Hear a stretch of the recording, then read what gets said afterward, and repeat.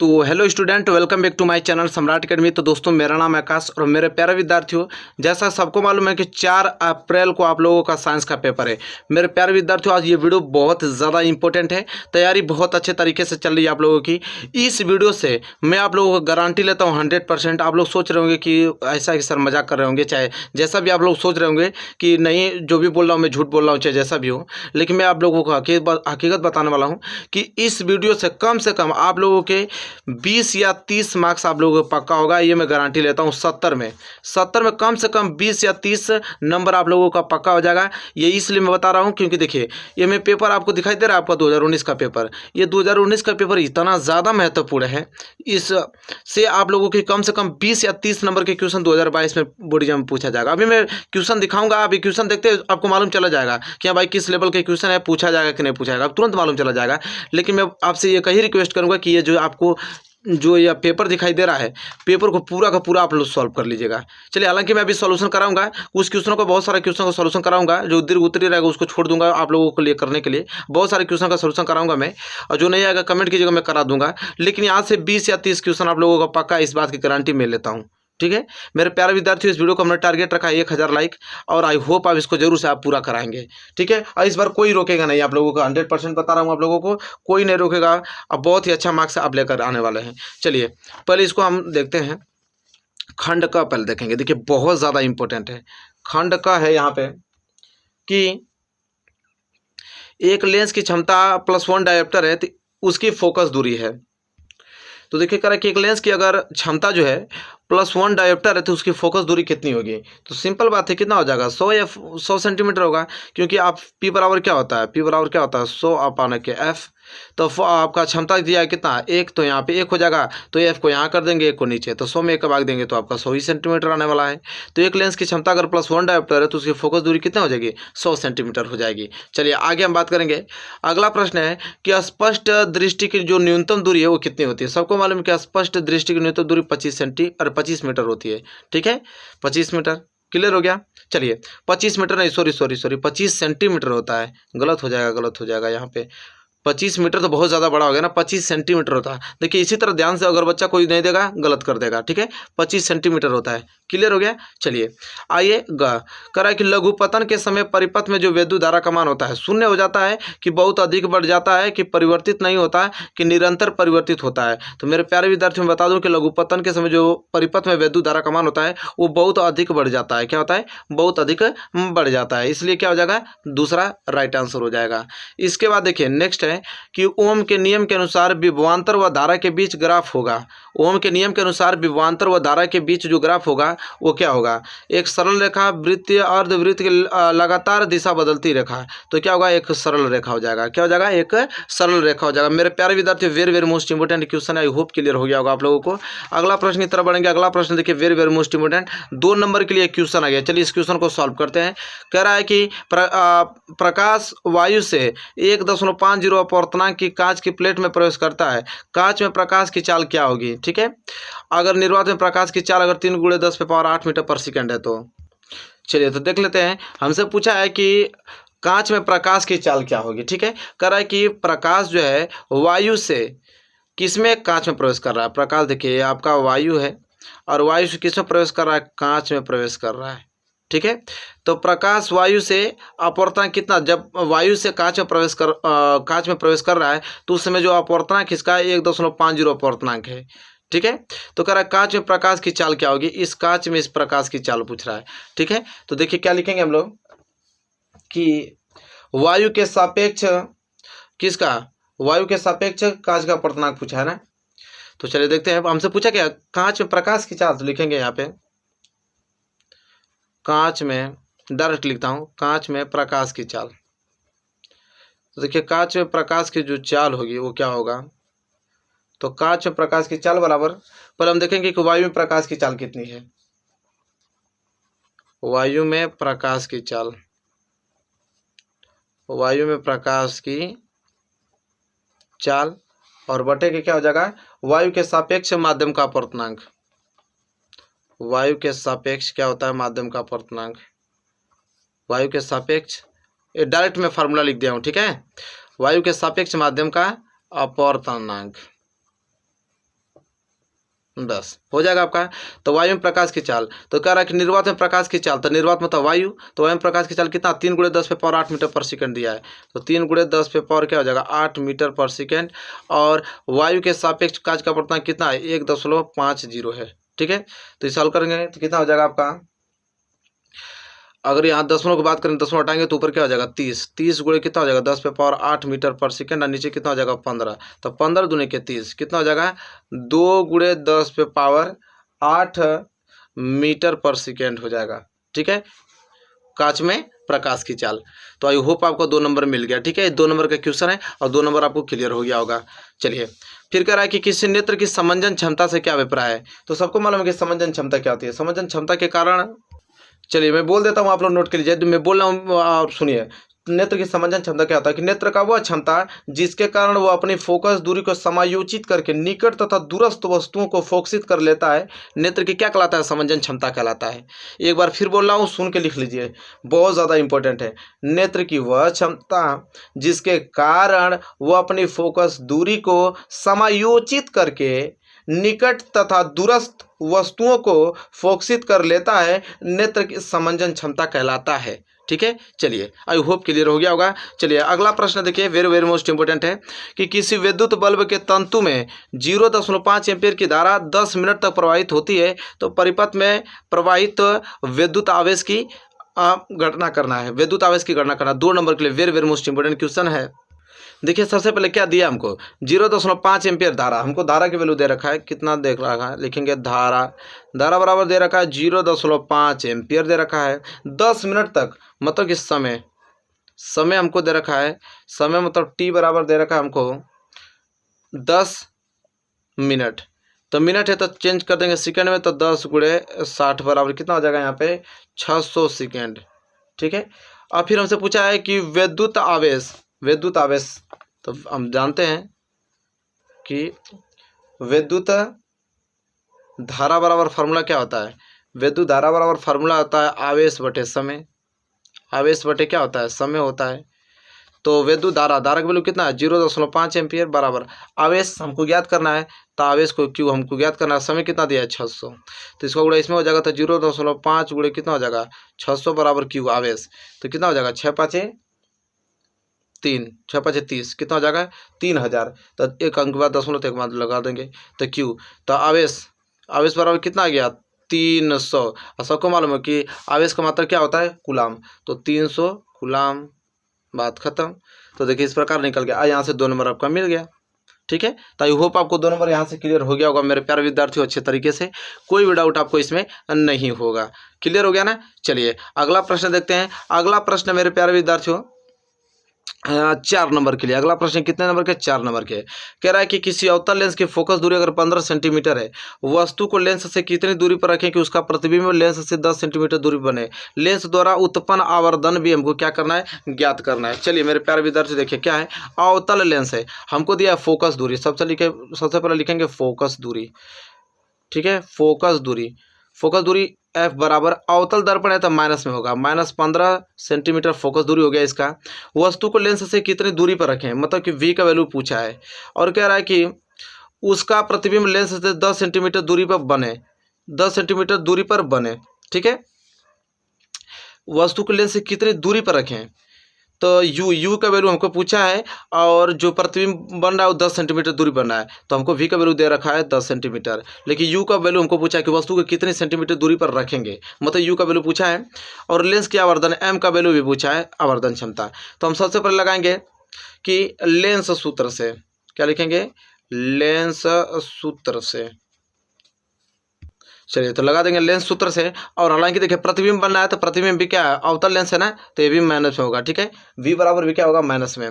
तो लेंस सूत्र क्या होता है हमारा, 1/f बराबर 1/v, और माइनस के 1/, क्या होता है u, माइनस में होता है। ठीक है, तो आराम से यहाँ से हो जाएगा 1/f के वैल्यू कितना दिया है, -15 बराबर 1/v, v का वैल्यू कितना दे रखा है, -10, और -1/u का वैल्यू हमको निकालना है। तो यहाँ से हल हो जाएगा 1/-15, -1/10 इधर आएगा तो +1/10 हो जाएगा, बराबर -1/, क्या हो जाएगा इधर u। एलसीएम कितना हो जाएगा 30, तो कितना हो जाएगा 15 दूनी के 30 और +10 30 बराबर 1/, क्या हो जाएगा u। और यहाँ से हो जाएगा आपका 1/30, बराबर यहाँ पे -1/u। तो यहाँ 30 को ऊपर कर देंगे, यहाँ पर जगह -u, तो u बराबर क्या आ गया -30। ठीक है, u बराबर -30 सेंटीमीटर, मतलब 30 सेंटीमीटर पे वस्तु को हम क्या करेंगे, रखेंगे। और आवर्धन पूछा था, आवर्धन m बराबर क्या होता है मेरे प्यारे विद्यार्थियों, तो m बराबर होता है v/u होता है। v/के क्या होता है, u होता है। तो v की वैल्यू कितना दे रखा है हमको, v की वैल्यू कितना दे रखा भाई, -10, तो -10। u का वैल्यू कितना दे रखा है, -30, कटा देंगे, 10 से कम 30, 10 तिहाई 30, 1/3, 1/3 का मतलब कितना हो जाएगा आपका, 0.3 लिखना हो, 3 लिखना हो, इतना कितना आ जाएगा, 0.3 पे बार, ये आ जाएगा आपका आवर्धन आ जाएगा। ठीक है मेरे प्यारे विद्यार्थी, very very most important question था। आई होप आपको क्लियर हो गया होगा ये क्वेश्चन। ठीक है, चलिए जब ये क्वेश्चन क्लियर हो गया तो हम आगे क्वेश्चन की तरफ बढ़ेंगे और उसको देखेंगे कि अगला क्वेश्चन क्या कह रहा है। लेकिन क्वेश्चन बहुत ज़्यादा मोस्ट इंपोर्टेंट था। तो अगला क्वेश्चन देखिए मेरे प्यारे विद्यार्थियों, 4 नंबर देखिए, 4 नंबर आपको मिल गया ना। अगला क्वेश्चन, निकट दृष्टि दोष से आप क्या समझते हैं, इसे किस तरह दूर किया जा सकता है, स्पष्ट किरण आरेख समझाइए। तो निकट दृष्टि दोष सबको मालूम है कि निकट दृष्टि दोष में निकट की वस्तुएं तो हमें स्पष्ट रूप से दिखाई देती हैं, परंतु दूर की वस्तु हमें स्पष्ट रूप से दिखाई नहीं देती है। और निकट दृष्टि दोष को दूर करने के लिए किसका लेंस का करते हैं, अवतल लेंस का उपयोग करते हैं। किसका, अवतल लेंस का उपयोग करते हैं। मेरे प्यारे विद्यार्थियों, आई होप आपको क्लियर हो गया होगा यह प्रश्न। ठीक है, चलिए देखिए, और यह प्रश्न आप लोगों को करना है घर पे। ठीक है, क्योंकि अभी सॉल्व करूंगा तो ज़्यादा वक्त लगेगा मुझे, और आप लोग क्या करिएगा कि इस क्वेश्चन को नोट कर लीजिए, क्योंकि देखिए अब हमें मुंह से ही बोलना पड़ रहा है इन सभी क्वेश्चनों को। हालांकि मैं लिख के नहीं लेके आया हूँ, मुंह से ही सबको मुझे याद है तो मैं बोल रहा हूँ। हालांकि आप लोग खोज के इसको लिख लीजिए, पूरा मिल जाएगा, 100% मिल जाएगा। ठीक है, फिर कह रहा है कि CL लंबाई तथा A अनुप्रस्थ परिच्छेद के तार का प्रतिरोध अगर 4 ओम है, तो इसी पदार्थ के किसी अन्य तार का प्रतिरोध क्या होगा जिसकी लंबाई क्या है, L/2 तथा अनुप्रस्थ जो परिच्छेद का जो क्षेत्रफल है वो क्या है, 2a है। मेरे प्यारे विद्यार्थियों, मॉडल पेपर में आप लोगों को एक क्वेश्चन दिया था, किसमें, मॉडल पेपर में हमने क्वेश्चन, जब मॉडल पेपर का फिजिक्स का क्वेश्चन कराया है तो उसमें एक क्वेश्चन को हमने बताया, जाके देख सकते हैं मॉडल पेपर में। सच बता रहा हूँ, जाके पहले आप देखेंगे तब तो मालूम चलेगा। मॉडल पेपर के साइंस में फिजिक्स वाला पार्ट में एक क्वेश्चन दिया है, इसको हमने सॉल्व कराया है, जाके देख सकते हैं। या तो अगर ये नहीं आ रहा है तो आप ये कर सकते हैं कि किसी 4 ओम प्रतिरोधक से प्रति सेकंड 400 जूल ऊष्मा उत्पन्न हो रही है और प्रतिरोधक के सिरों पर विभवांतर तथा धारा ज्ञात करना, जो कि 4 नंबर के लिए आएगा। इसके बाद देखिए यह जो प्रश्न है वेरी वेरी मोस्ट IMP मेरे प्यारे विद्यार्थियों, मैंने कहा ना कि बहुत नंबर आपका तैयार हो जाएगा इस वीडियो से। कि नामांकित आरेख खींचकर किसी विद्युत डायनामो का सिद्धांत तथा कार्य विधि स्पष्ट कीजिए और इसमें ब्रूसो का क्या कार्य है ये भी आपको बताना है। मेरे प्यारे विद्यार्थियों, आई होप आपको क्लियर हो गया होगा। इसी तरह इस क्वेश्चन को आप लगाना है 6 नंबर के लिए आएगा। ठीक है, 7 नंबर के कि निम्नलिखित परिपथ में बताना है, तुल्य प्रतिरोध इस परिपथ में बताना है, परिपथ में कुल आपको धारा बताना है, A और B बिंदुओं के बीच विभवांतर बताना है। ये सभी क्वेश्चन आपको हमने बता रखा है। ठीक है मेरे प्यारे विद्यार्थियों, ये भी क्वेश्चन आप लोगों को मॉडल पेपर का है, आप जाके देखिएगा, मॉडल पेपर में क्वेश्चन दिया था। ठीक है, इस क्वेश्चन को आप नोट कर लीजिएगा। इसके बाद आइए चलिए खंड ख करते हैं। यह क्या है कि अम्लीय विलयन का pH मान, तो अम्लीय विलयन का pH मान कितना होता है, 7 से कम। अम्लीय विलयन का जो pH मान होता है 7 से कम होता है। अगर ये क्षारीय विलयन का रहता तो 7 से अधिक होता, उदासीन रहता तो 7 होता। ठीक है, सब जानते हैं आप लोग। चलिए इसके बाद हम बात करेंगे सल्फ्यूरिक अम्ल में अम्लीय हाइड्रोजन परमाणु की संख्या होती है कितना, तो 2 होती है। सल्फ्यूरिक अम्ल में अम्लीय हाइड्रोजन परमाणु की संख्या कितनी होती है, 2 होती है। आगे हम बात करेंगे यूरेनियम है। यूरेनियम क्या है, क्षार धातु, अधातु, रेडियो एक्टिव तत्व कि आपका गैस। बताइए यूरेनियम क्या है, तो यूरेनियम देखिए मेरे प्यारे विद्यार्थी, यूरेनियम एक आपका रेडियो एक्टिव तत्व है। यूरेनियम क्या है, एक रेडियो एक्टिव तत्व है। इसके बाद देखिए क्वेश्चन 6 क्या है, निम्नलिखित यौगिकों के संरचनात्मक सूत्र लिखना। आप प्रोपेन 2 आराम से लिख देंगे, जाके देखिएगा आप लोगों को मिल जाएगा क्वेश्चन है। 2 हाइड्रोक्सी प्रोपेनाइक अम्ल। ठीक है, इसका आप लोगों को संरचनात्मक सूत्र लिखना, जो कि कितना नंबर आपको दिलाएगा, 2 नंबर आपको दिला देगा। इसके बाद देखिए अगला क्वेश्चन क्या है, ये सभी क्वेश्चन तो हालांकि मैंने मोस्ट इंपोर्टेंट क्वेश्चन में करा रखा है कि देखिए कैलामीन से आपका जिंक का निष्कर्षण कैसे करते हैं, रासायनिक समीकरण भी लिखना, 2 नंबर मिल जाएगा। और देखिए यह प्रश्न वेरी वेरी मोस्ट इंपॉर्टेंट मेरे प्यारे विद्यार्थियों, हालांकि एक क्वेश्चन हमने करा रखा है लेकिन फिर भी आप लोग इसको रिवाइज करके ही जाइएगा कि आधुनिक आवर्तन नियम क्या है, लिथियम तथा मैग्नीशियम के उदाहरण द्वारा विकर्ण संबंध को समझाइए, बहुत ज़्यादा मोस्ट इंपॉर्टेंट है। इसके बाद है बेकिंग सोडा बनाने की 2 विधियाँ रासायनिक समीकरण सहित। देखिए आपका मॉडल पेपर का केमिस्ट्री का, अभी तो हमने कल ही केमिस्ट्री को सॉल्व कराया था, जाके देख सकते हैं। केमिस्ट्री का एक क्वेश्चन है, मॉडल पेपर में एक क्वेश्चन दिया था। तो इसको जरूर से आप करके आइएगा। फिर कह रहा है क्रियात्मक समूह समझाना है कि क्रियात्मक समूह क्या होता है। फिर आपको कॉपर के एक अयस्क का नाम बताना है और सूत्र लिखना है। तो कॉपर क्यूप्राइट होता है, Cu2O होता है, ठीक है। तो आप लोग आराम से लिख लेंगे इसको। फिर कह रहा है कि निम्न पर संक्षिप्त टिप्पणी लिखे कि सजातीय श्रेणी क्या होता है, कार्बन की चतुसंयोजकता क्या होता है, सामान्यीकरण क्या होता है। सब कुछ हमने मोस्ट इंपोर्टेंट क्वेश्चन में करा रखा है, आप इसको जाके देख लीजिएगा। बुक में भी मिल जाएगा, क्वेश्चन बैंक में भी मिल जाएगा, लेकिन आप लोग तैयार कर लीजिएगा, इससे बहुत क्वेश्चन आपको बनने वाला है। इसके बाद है क्या होता है जबकि केवल रासायनिक समीकरण लिखना है कि मेथेन का अगर दहन कराया जाएगा तो क्या होगा। फिर है कि अगर एथिल एल्कोहल को अगर एसिटिक अम्ल से अगर अभिक्रिया करा दें तो क्या होगा, केवल रासायनिक समीकरण लिखना है। इसके बाद एथेनोइक अम्ल सोडियम हाइड्रोक्साइड से अभिक्रिया करता है तो क्या होगा। देखिए ये वाला जो प्रश्न आपको, तीनों प्रश्न आपको दिखाई दे रहा है, एथेनॉल को सल्फ्यूरिक अम्ल के साथ गर्म किया करते हैं तो क्या होगा। ये चारों का चारों आप लोगों का इस बार 2022 के मॉडल पेपर का क्वेश्चन ही है। जाके आप देखिएगा, मॉडल पेपर का क्वेश्चन ये हूबहू ये पूरा मॉडल पेपर का क्वेश्चन है। चलिए मेरे प्यारे विद्यार्थियों, देखिए मॉडल पेपर भी है। अब देखिए मैं दिखा देता हूँ ताकि आपको स्पष्ट हो जाए भाई। देखिए मेथेन का दहन कराया जाता है। देखिए मेथेन को अगर वायु में जलाया जाता है तो क्या होगा। फिर कह रहा है कि एथेनोइक अम्ल सोडियम हाइड्रोक्साइड से अभिक्रिया करता है। एथेनोइक अम्ल, देखिए एथेनोइक अम्ल एथेनॉल के साथ अभिक्रिया करेगा। इधर देखिए एथेनोइक अम्ल सोडियम कार्बोनेट से क्रिया करेगा तो क्या होगा। देख रहे हैं ना, इस प्रकार के प्रश्न पूछा गया था आप लोगों को मॉडल पेपर में, ठीक है। तो मैंने क्या किया कि इस प्रकार के प्रश्न पूछा गया है और पूछेगा।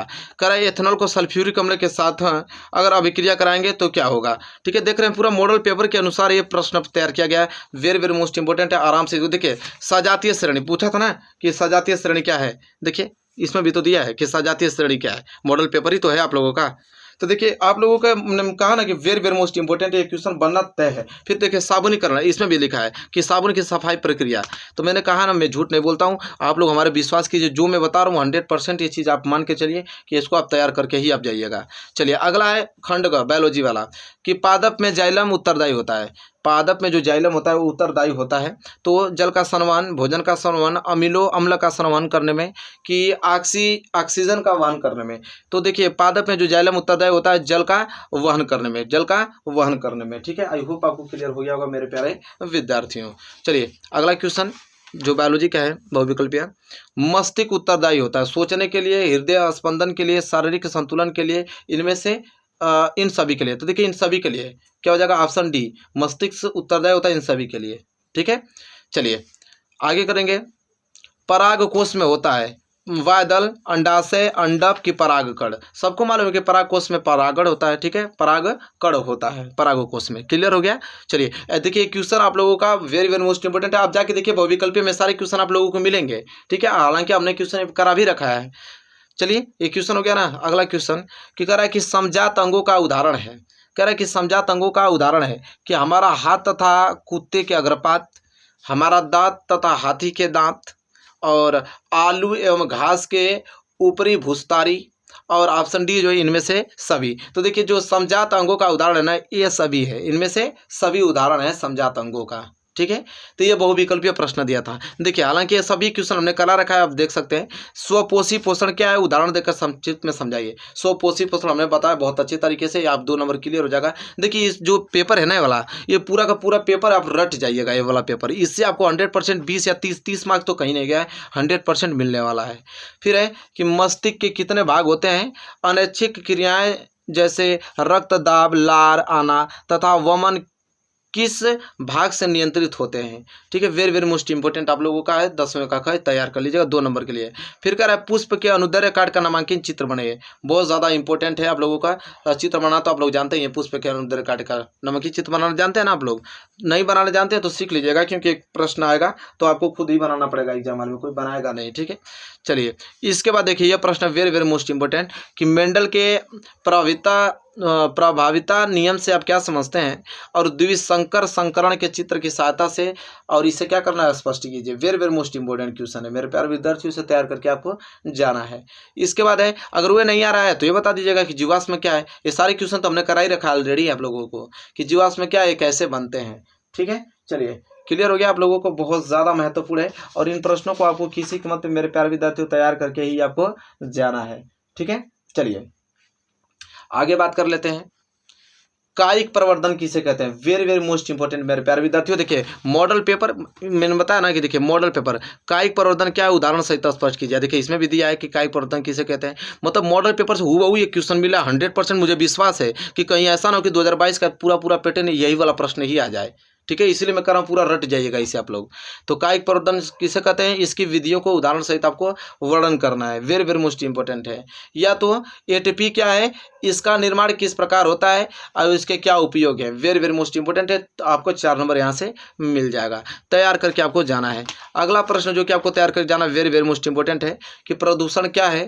गंगा का प्रदूषण आज की भीषण समस्या है, इसको रोकने के लिए क्या क्या विधियां अपनाई जानी चाहिए, ठीक है, ये बताना है। और इसके लेख लिखना है, जो कि कितना नंबर 7 नंबर आपको ये प्रश्न दिलाएगा। या तो ये नहीं आ रहा था, वन संपदा हमारे लिए अत्यंत महत्वपूर्ण है, इसका संरक्षण कैसे किया जाता है, एक लेख लिखिए। तो देखिए जितने भी प्रश्न आप लोगों को हमने बताया, पूरा का पूरा 2019 का पूरा प्रश्न पत्र खत्म हो गया। इसको आप रट जाइएगा। हमको लगता है कि पूरा इसी पैटर्न पे आप लोगों को 2022 का एग्जाम आने वाला है। और पूरा का पूरा अगर इसे रट जाएंगे तो पूरा का पूरा पेपर आप एग्जाम में पूरा का पूरा करके चले आएंगे, 70 में 70 मार्क्स। ठीक है, हालांकि मोस्ट इंपोर्टेंट क्वेश्चन तो करा ही रखा है और इस प्रश्न पत्रों को आपको पूरा पूरा हल कर लेना है। कमेंट कीजिएगा, अगर हल नहीं मिलता है तो क्या करना है, हम ही करवा देंगे पूरा का पूरा। आप लोगों को 1 घंटे लगेगा, ये नहीं लगेगा, पूरा करवा दूंगा। आप लोगों के लिए पढ़ा रहा हूँ तो इतना करने में क्या हुआ है, नंबर आपको सभी को आना चाहिए। अच्छा चलिए मिलेंगे नेक्स्ट वीडियो में, तब तक के लिए धन्यवाद।